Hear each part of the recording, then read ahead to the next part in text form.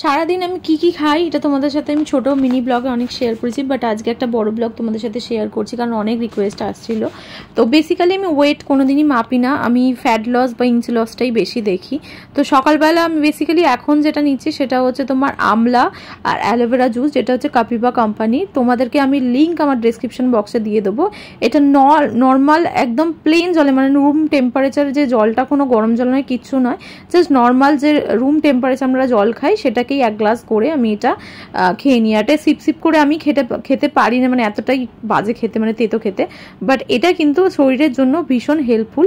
আর তারপরে মোটামুটি 7:30 থেকে আমি ওয়ার্কআউট শুরু করি। আর এখন আমি একটা নতুন সিরিজ শেয়ার করছি, যেটার জন্য আমি তোমাদের ইঞ্চি মেপে দেখাচ্ছি। এই ভিডিওটা তোমাদের সাথে আমি 2 উইকস পরে, মানে 14 ডেজ পরে তোমাদের সাথে শেয়ার করবো আমি কতটা রেজাল্ট পেয়েছি, কারণ এর আগেও আমি অনেক রেজাল্ট পেয়েছিলাম এটা থেকে।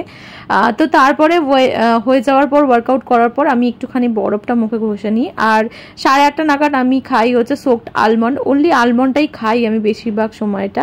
আর ব্রেকফাস্টটা আমার খুব বেসিক থাকে। এটা বানানোর জন্য তোমাদের কিছুই না, আগের দিন রাত্রে 1 চামচ কি 2 চামচ মতো চিয়া সিডস তোমরা ভিজিয়ে রাখবে। তোমরা এখানে দুধ ইউজ করতে পারো, বাট আমি দুধটা ঠিক খুব একটা খেতে পারি না, আমার ভালো লাগে না, তার জন্য আমি দই দিয়েই খাই।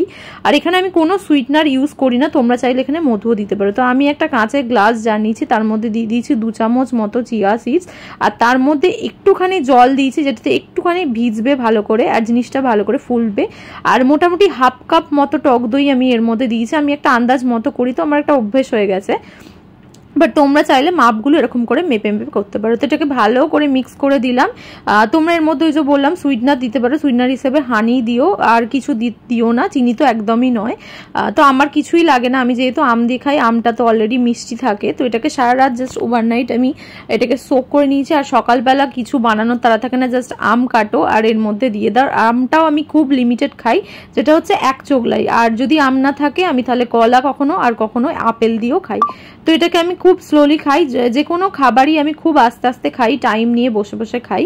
আর তারপরে আমি আমার লাঞ্চটা প্রিপেয়ার করছি। এখানে আমি চিকেন স্টু বানাচ্ছি, বা চিকেন স্যুপও বলতে পারো তোমরা।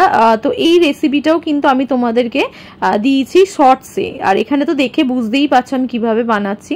তো আমি লাঞ্চ রেডি করতে করতে প্রায় তখন 11টা বেজে গেছে, 11:30 নয় 11:30 দিক করে আমার খিদে পায়। তো আমি একটা আজকে বানানা খেলাম, যে কোনো ফ্রুটস আমি খাই এই সময়টা। আর লাঞ্চের কিছুক্ষণ আগে আমি স্যালাডটা খেয়ে নিই, আমি লাঞ্চের সাথে স্যালাড একদম খেতে পারি না। এখানে নিয়েছে একদম 1 মুঠো ভাত, দেখতেই পাচ্ছ, আর তার সাথে নিয়েছি চিকেন স্টু আর একটুখানি শুক্তো, আর কিছুই না, ব্যাস এটাই আমার ছিল লাঞ্চ। আর লাঞ্চের পরেই আমি এটা রেডি করি, যেটা হচ্ছে একটা ড্রিঙ্ক বলতে পারো। এটা ফ্যাট লসে, তোমাদের ওয়েট লসে বা মেটাবলিজম রেট হাই করতে তোমাদের সাহায্য করবে। কিছুই না, জাস্ট 1 কাপ জলে জোয়ান, জিরে আর মৌরি এটাকে আমি ভালো করে ফুটিয়ে নিচ্ছি। ফুটিয়ে নেওয়ার পর এটাকে আমি ঠান্ডা হতে দেবো। কিছুটা যখন ঠান্ডা হয়ে আসবে তারপরে এটাকে জাস্ট আমি ছেঁকে নেবো।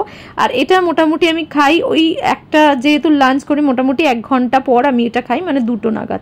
আর বিকেলের দিকে আজকে খেয়েছিলাম চা, মানে গ্রিন টি, আর তার সাথে 2টো বিস্কিট। আর 6:30 নাগাদ খেলাম হচ্ছে একটুখানি আনারস।